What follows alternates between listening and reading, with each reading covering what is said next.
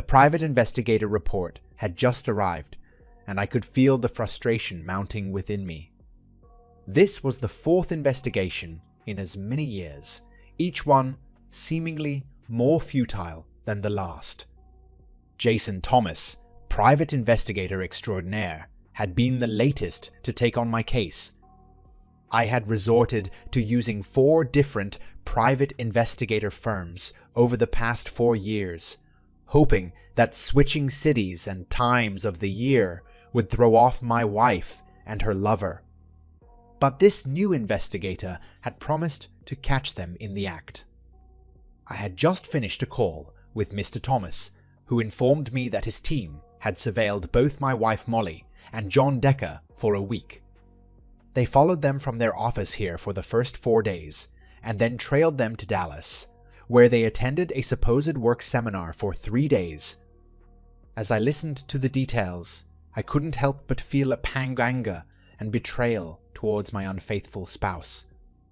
As the administrative assistant to CEO, John Decker, my wife Molly spent the majority of her time traveling with him for his duties as head of a fully owned subsidiary of a major international company.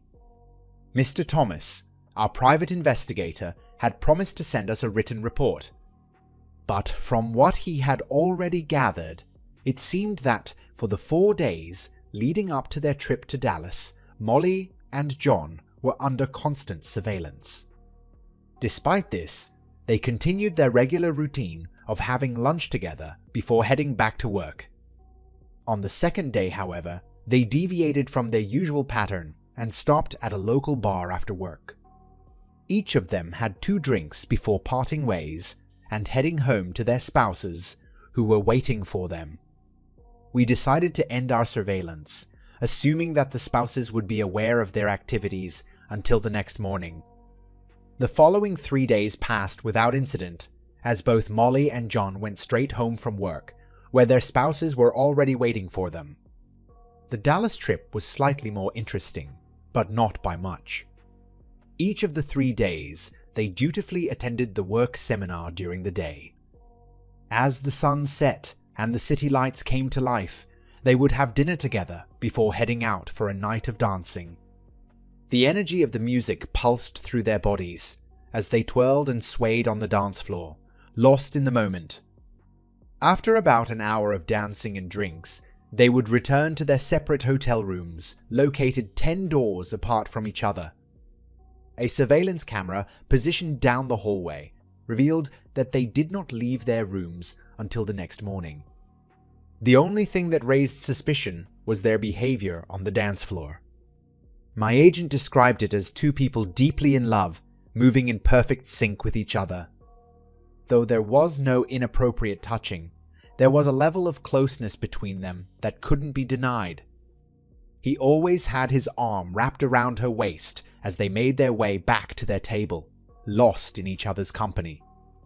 The agent meticulously followed them to the airport, making sure they boarded the plane and that it took off for their journey home.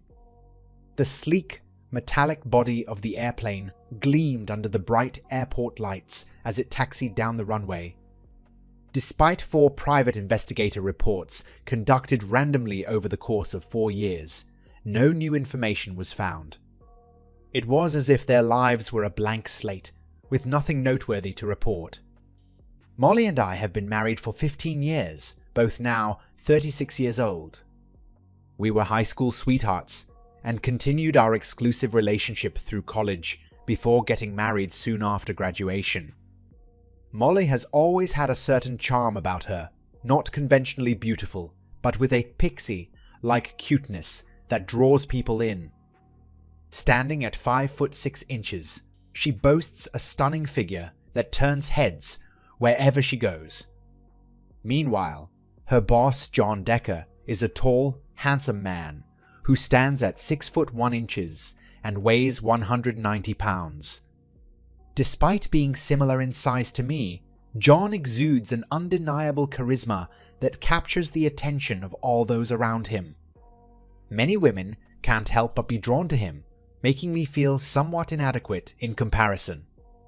Throughout the past few weeks, I have caught glimpses of Molly's apparent closeness with John Decker. At first, she vehemently denied any romantic involvement between them, assuring me that he was simply a co-worker and a good friend. In fact, she even offered to take a lie detector test at any time to prove her innocence. But during our last conversation about it, she referred to John as a special friend, hinting at something more. My suspicions were further confirmed when Molly and I went out for dinner and danced with John and his wife Gail. Throughout the night, I couldn't help but notice how often John and Molly talked and danced with each other, more so than with their own spouses. Even Gail seemed to pick up on their closeness, giving them a raised eyebrow whenever they hit the dance floor yet again. It was clear that their relationship extended beyond just being co-workers or friends, causing me to question what exactly was going on between them. And now, with John's recent promotion, my suspicions only grow stronger. My thoughts have been consumed with Molly and her closeness to John. I can't help but feel a twinge of jealousy every time she mentions his name. I've talked to Molly about finding another job, one that wouldn't bring her into such close proximity with him, but she tells me it's ridiculous and insists that she would never betray me. Yet, my suspicions linger. I have thrown thousands of dollars towards private investigators in the past 4 years, hoping to uncover any secrets or infidelity, but they have turned up nothing. Last night, as I walked by the kitchen table, I noticed Molly sitting there with a more serious expression than usual. She asked if we could talk for a minute, and when I sat down, she said that John and Gail had invited us to their lake house for the weekend. She told them we would have to check with me first before confirming. While part of me was excited at the thought of escaping from our normal routine, another part of me couldn't help but think 5 days a week at work isn't enough. Now you want to spend weekends with him too. I strained to come up with a reason not to go, but ultimately gave in and reluctantly agreed. Despite my displeasure, I tried my best to put on a happy face and said, okay. Little did Molly know, my mind was filled with doubts and fears about spending even more time in close proximity with the man who haunted my thoughts day and night. The sun was starting to set as Molly and I loaded up the car and made our way towards John and Gail's lake house. My heart raced with excitement for the weekend ahead, but also with a touch of nerves. We had a map to guide us, but I secretly hoped that Molly had never been there before. I wanted to surprise her. After driving for about 50 miles, we finally caught a glimpse of the sparkling blue lake in the distance. The peaceful scenery was a welcome change from the hustle and bustle of city life. As we drew closer, I couldn't help but feel a sense of anticipation building inside me. It took some time to navigate through the winding roads, but eventually we found our way to their house. As we pulled up to the front porch, I could see 4 figures waiting for us. My heart skipped a beat as I recognized John, but the other 3 were strangers to me. The only person missing was Gail, John's wife. I assumed she must be inside preparing for our arrival. The welcoming committee consisted of a towering, muscular man who looked like he could lift a car with one hand, a middle-aged woman who exuded warmth and kindness, and an incredibly beautiful young woman who seemed to radiate confidence. Her long red hair cascaded down her back in waves, and her figure was accentuated by a skimpy bikini, quite the contrast from everyone else's shorts and t-shirts. We parked the car and made our way towards the porch. After being introduced to everyone, my mind couldn't help but wonder where Gail was. John casually mentioned that she wasn't there without any explanation. It struck me as odd that we had come specifically to visit John and Gail, yet she was nowhere to be seen.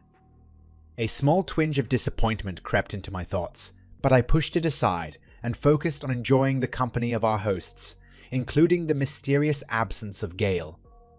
As soon as I laid eyes on Molly and John, my spidey senses started tingling. After all the years of wondering about their relationship, seeing them together in person was surreal. Gail's presence added to the tension. What did she know? And who was this gorgeous young woman with John? Molly seemed unsurprised to see the woman, which only added to my suspicions. We were shown to our room, a cozy den in the rustic cabin. The interior was spacious and charming, with at least 5 bedrooms and an equal number of bathrooms. Larry, a towering man with kind eyes, offered me a beer upon our arrival. His eagerness for one-on-one conversation made me wonder if he had something to hide. But after a pleasant 10 to 15 minute chat in the kitchen, I was ready to join the others in the great room. The scent of wood and fire filled the air as we all settled in for the evening. Upon entering the great room, Larry boisterously announced our return. But what struck me as even more peculiar was the sight of Molly and John standing in a secluded corner, awkwardly pulling away from each other as if caught in a forbidden embrace. Their faces were flushed, and their body language was tense. I couldn't help but feel unsettled by everything I had witnessed. Gail's absence, Larry's strange behavior, and now this intimate moment between Molly and John. Who was the stunning young girl with them? And why did Molly seem to be so affectionate towards John? I couldn't shake off my unease, so I motioned for Molly to follow me back into the kitchen. I needed answers to all these confounding questions.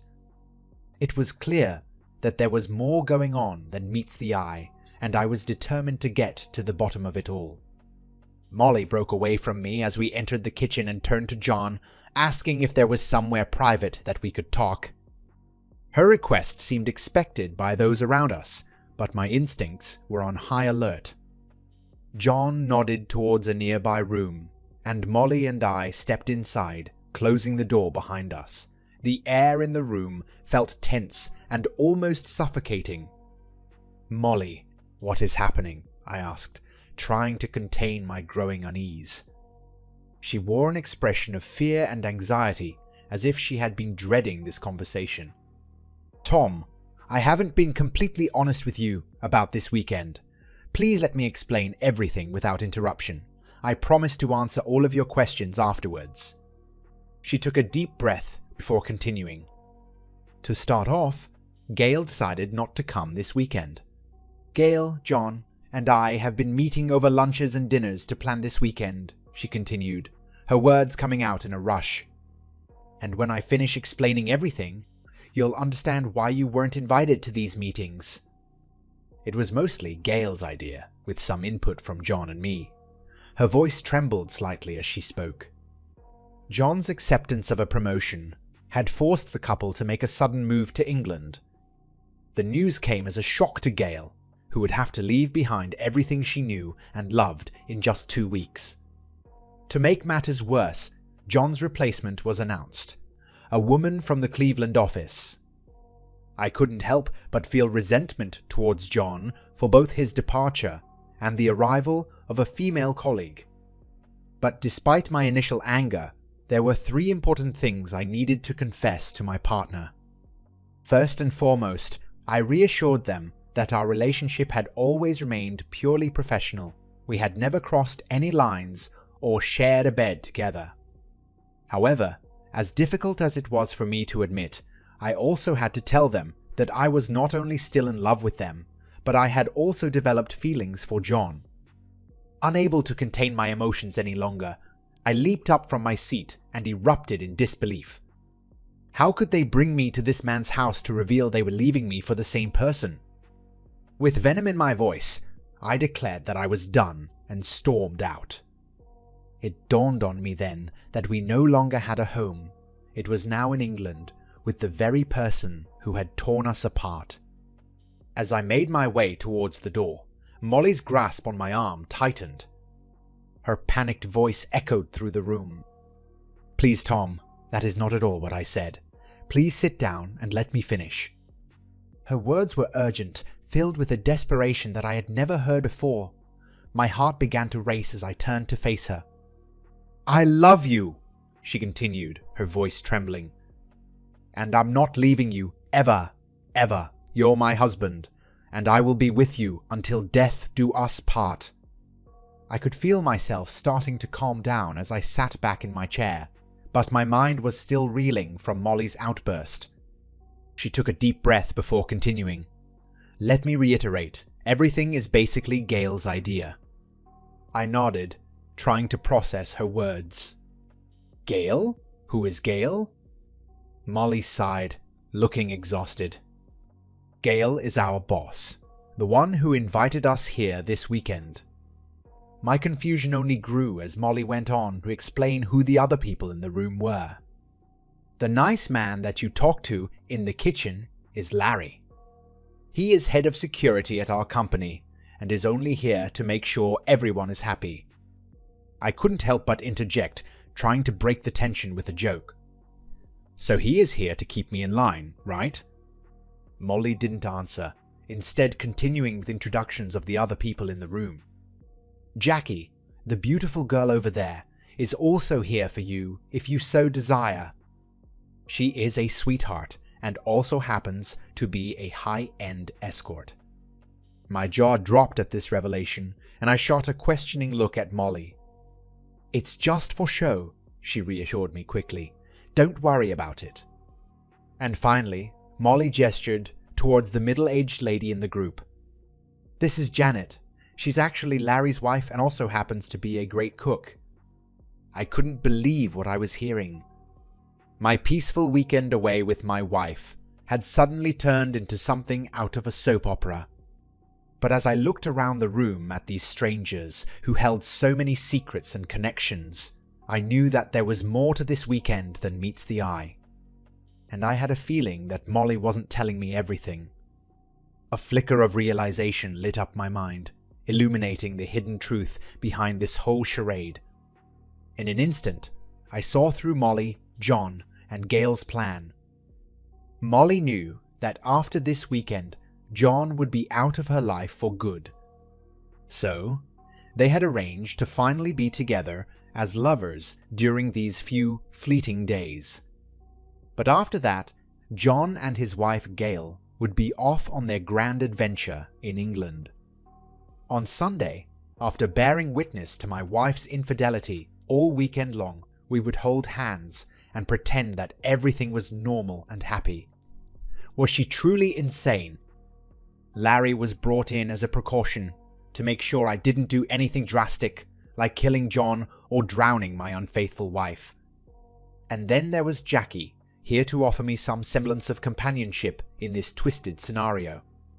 Both were essentially pawns in this game, with the same ultimate goal as Larry, to ensure John and Molly had their precious weekend of love and passion.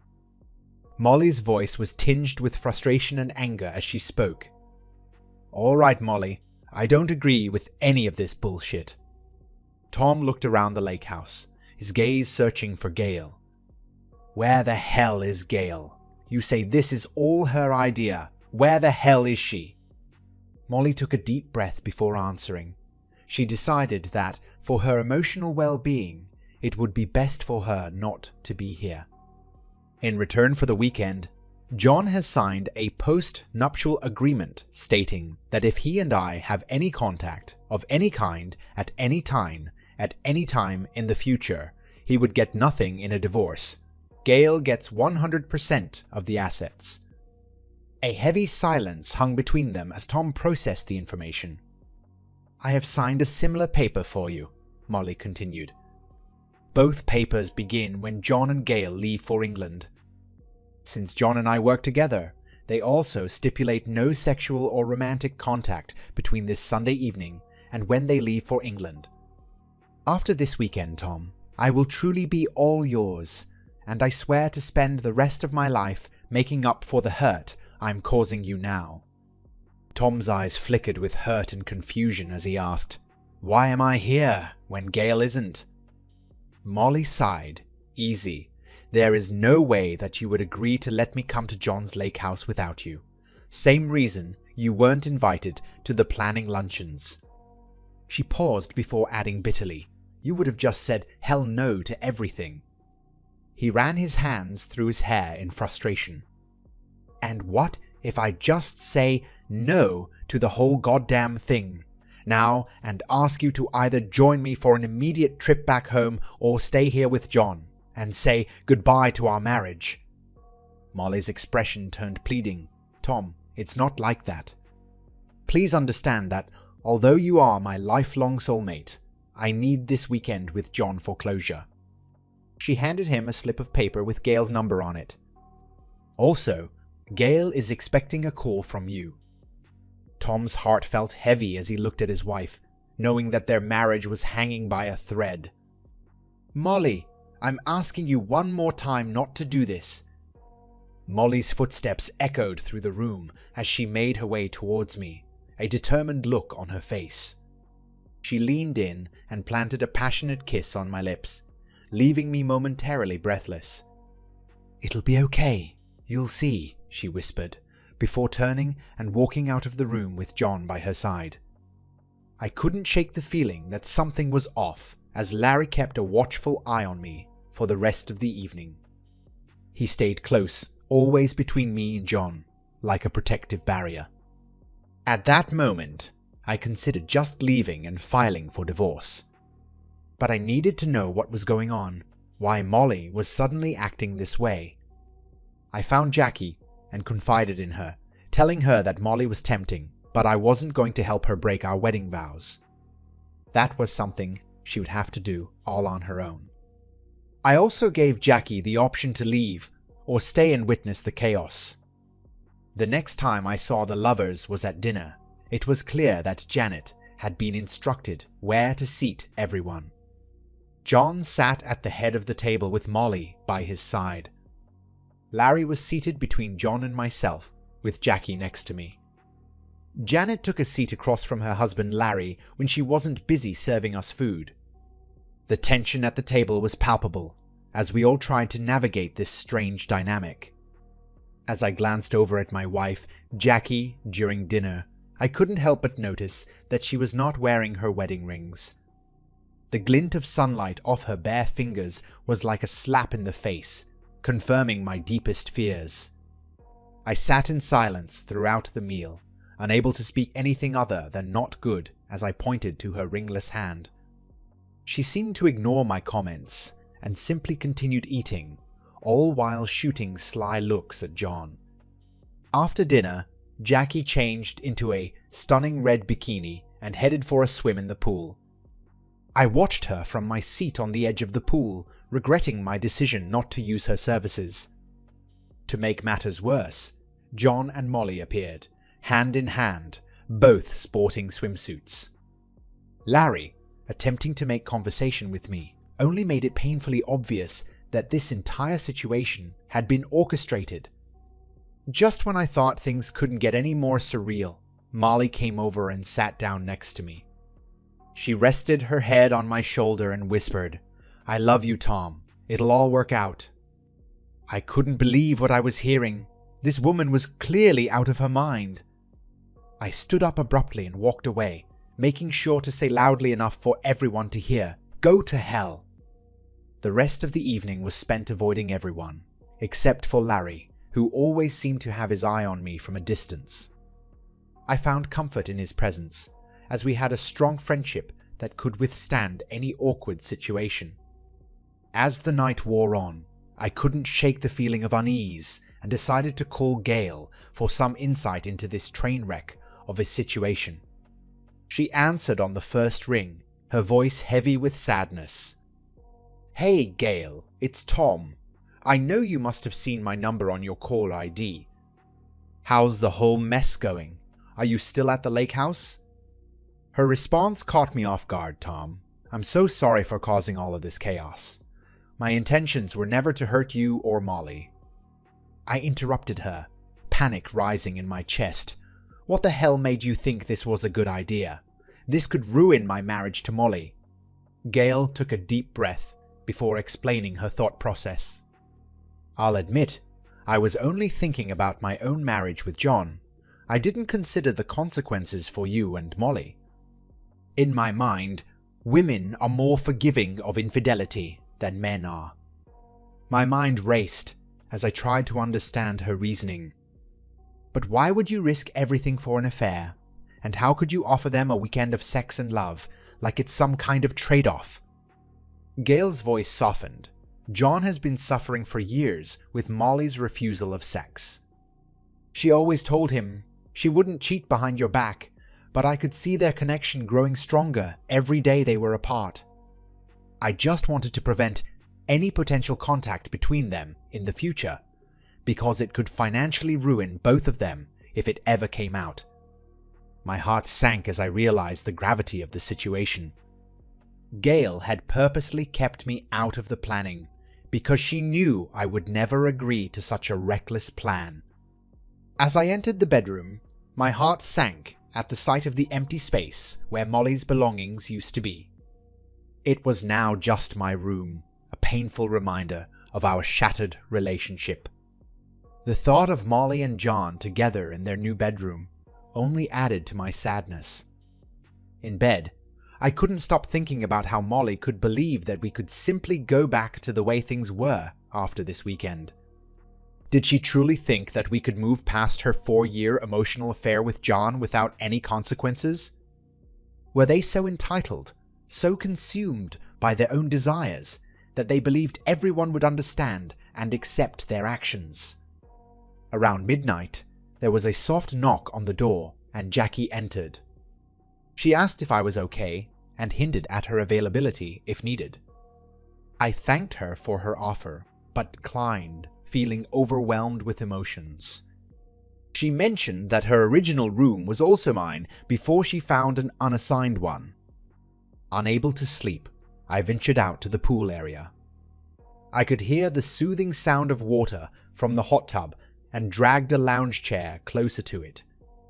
As I settled in, exhaustion took over and I drifted off into an uneasy sleep. I was awoken by voices approaching the pool. My heart raced as I recognized them to be Molly and John's.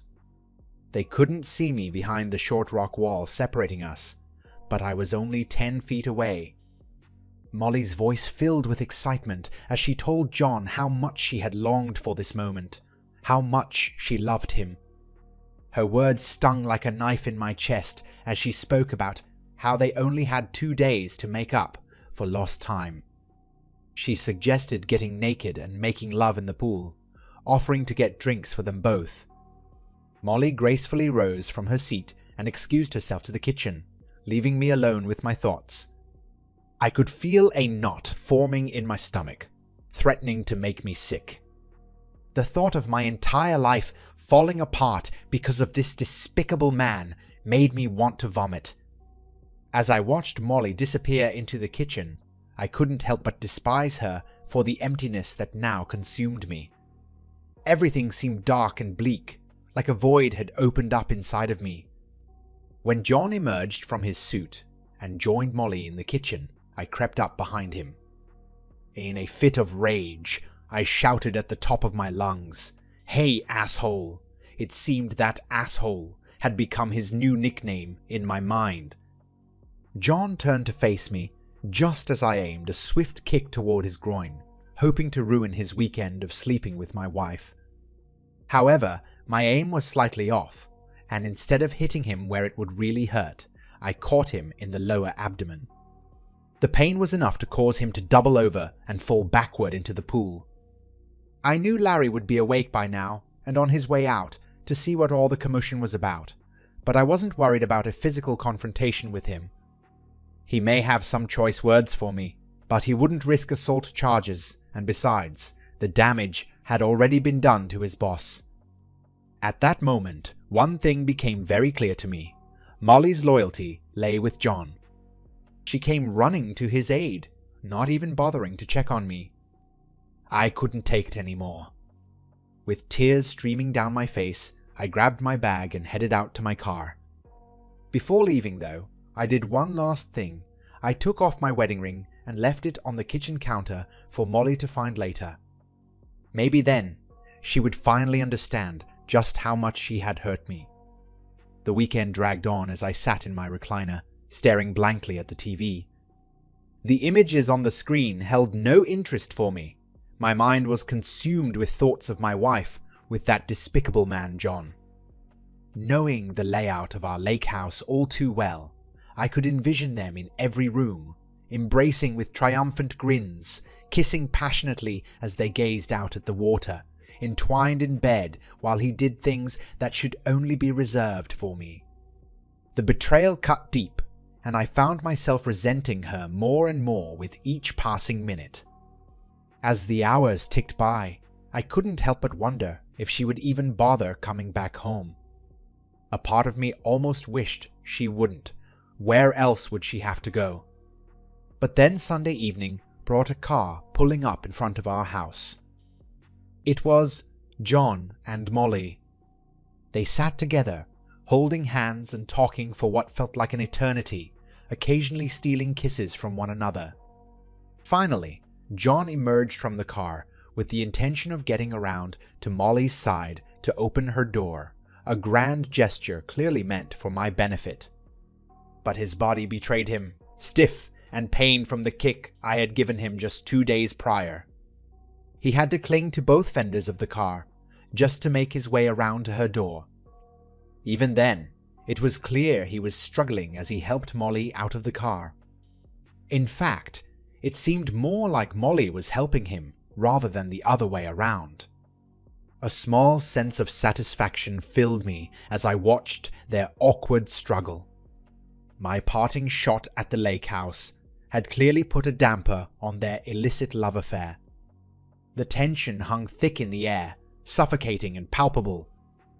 John and Molly held on to each other, their bodies entwined like two lovers who couldn't bear to let go. For my benefit, they had made this show of giving her back to me after she had stayed with him when she had a choice between us at the lake house. I could feel my blood boiling as I stood in the doorway, watching them cling to each other without a care for what anyone else might think. But I had reached my breaking point. I stormed out of the house and toward John, ready to do more than just kick his ass if he didn't leave in 5 seconds. He limped quickly back to his car and drove away. As I walked back into the house, anger still coursing through my veins, I sat down in my recliner. But Molly hadn't even bothered to watch John drive away. She strolled in with a fake smile, plastered on her face, as if she had just returned from a fun evening with friends. Her attitude was absurd and infuriating. Ignoring her attempts at affection, I turned up the volume on the TV. But she persisted, trying to kiss me until I finally pushed her away. With a heavy heart and gritted teeth, I spoke the only words that needed to be said. "You'll be staying in the guest bedroom from now on. Tomorrow, I'll be seeing a lawyer to start the paperwork for a legal separation. Maybe someday one of us will meet someone new and want a divorce, but for now, we can coexist here." With that, I went back to watching TV. But as Molly made her way up the stairs, broken sobs escaping her lips, I couldn't help but feel a twinge of guilt and sorrow. In just one weekend, she had lost both her lover and her husband.